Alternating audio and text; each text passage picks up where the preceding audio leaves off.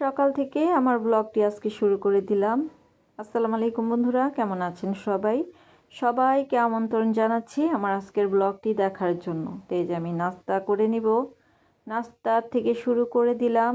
এখন আমি নাস্তা বানাবো। তো এই যে আটা কাই করে নিয়েছি, রুটিগুলো বানানো কমপ্লিট। কয়েকটা রুটি বেশি করেই বানালাম। তো এই যে চাটা বানিয়ে নিচ্ছি।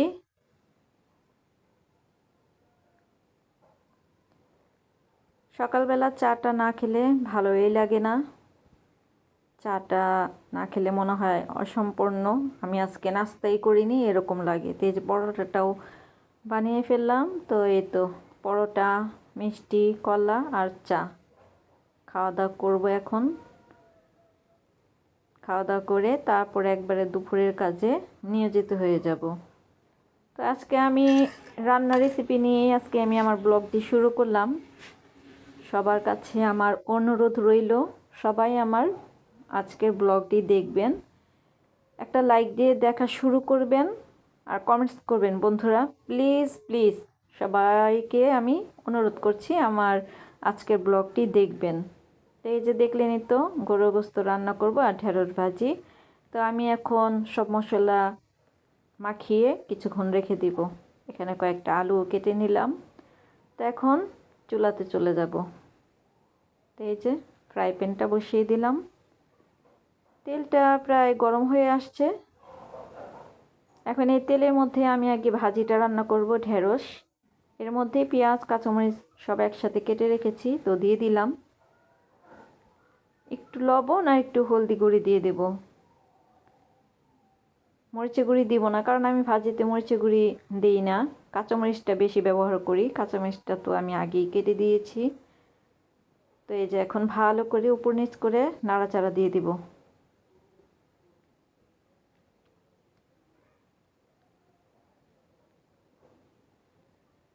ভালো করে নেড়ে চেড়ে দিচ্ছি।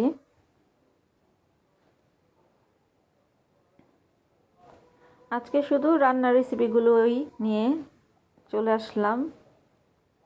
সবাই দেখবেন, দয়া করে দেখবেন। তো এই তো আমার ভাজিটা প্রায় হয়ে গেছে। একটু ধনিয়া পাতা দিয়ে দিব।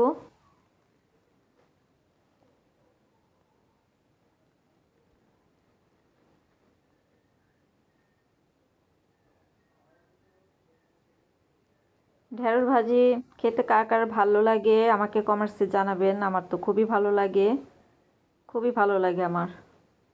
তরকারি রান্না করার থেকে ভাজিটা বেশি মজা লাগে।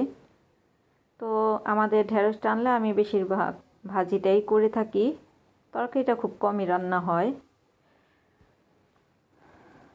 তো এই তো আমার ঢেঁড়স ভাজিটা রান্না শেষ। এখন এই কড়াইটাতেই আমি আবার গরুর মাংসটা বসিয়ে দিব।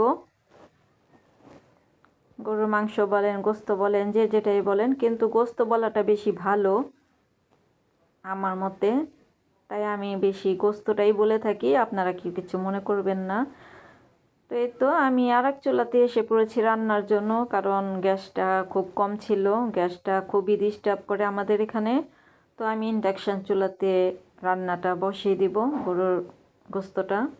তো এই যে দেখেন পেঁয়াজটা লাল হয়ে গেছে। এখন আমি মশলা মাখিয়ে রেখেছিলাম প্রায় অনেকক্ষণই, এখন দিয়ে দিব এর ভিতরে।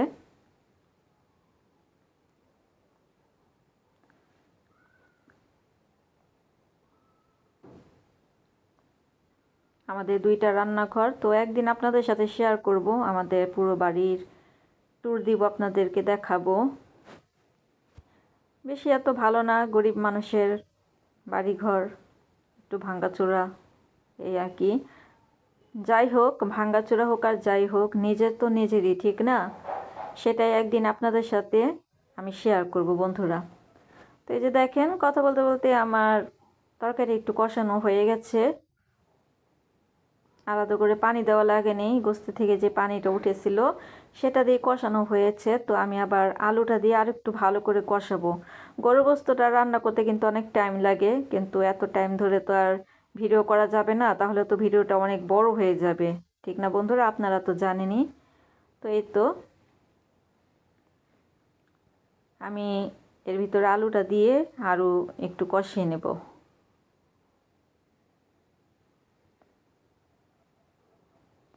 এই যে আলুগুলো দিয়ে দিলাম, দিয়ে আবার কষিয়ে নেব। ঢেকে রেখেছিলাম, একটু ধুমড়তেছে। এই তো পানিটা দিয়ে দিলাম, ঝোলটা দিয়ে দিলাম। এখন কষানো শেষ। এখন ঝোলটা ভালো করে ফুটবে, ফোটার অপেক্ষায় থাকবো। ভালো করে নেড়ে চেড়ে দিচ্ছি। তো আমি এই ফাঁকে একটু গরম মশলা ব্লেন্ড করে নিলাম, এই যে দেখালাম তো আপনাদেরকে। তো ব্লেন্ডারে ব্লেন্ড করে নিয়েছি, এখন মিশিয়ে নিচ্ছি একটু। তো এখন দিয়ে দিলাম। এরকম টাটকা টাটকা গরম মশলা বেটে তরকারিতে দিলে ঘ্রাণটা এত সুন্দর লাগে। আমি তো সবসময় বাটাটাই ব্যবহার করি আমার প্রত্যেকটা রান্নাতে, দেখবেন মুরগি বলেন গরুর গোস্ত বলেন, আমি কিন্তু বাটাটা ইউজ করি। আর গুঁড়াটা দিই সবার পরে, ওটা দিলে দিই, না দিলে না দিই, কোনো সমস্যা না। তো আজকে আমি একবারেই জিরা গরম মশলা একসাথে করে ব্লেন্ডার করে নিলাম। খুবই ভালো লাগে ঘ্রাণটা আমার কাছে। তো এই তো তরকারিতে দিয়ে দিলাম, তরকারির ঝোলটা একটু টেনে আসলে আমি নামিয়ে ফেলবো। তো 4টা রসুন দিয়ে দিলাম। এই রসুনটা খেতে এত এত মজা লাগে, আমি আগে খেতাম না। তো এই রসুন খাওয়াটা আমাকে শিখিয়েছে আমার জালে, আমার যা, ছোট যা। উনি একদিন হাঁসের গোস্ততে রান্না করেছিল, তো আমাকে দিয়েছিল, খুবই মজা লাগে বন্ধুরা। তো এই যে একটু ভর্তাও আছে, এটা দেখালাম না, এটা চিংড়ি মাছ আর লাউ পাতার ভর্তা আর ভেন্ডি ভাজি। কেমন লাগলো আমার আজকের ব্লগটি সবাই কমেন্টস করবেন, লাইক দিবেন, সাবস্ক্রাইব করে পাশে থাকবেন বন্ধুরা।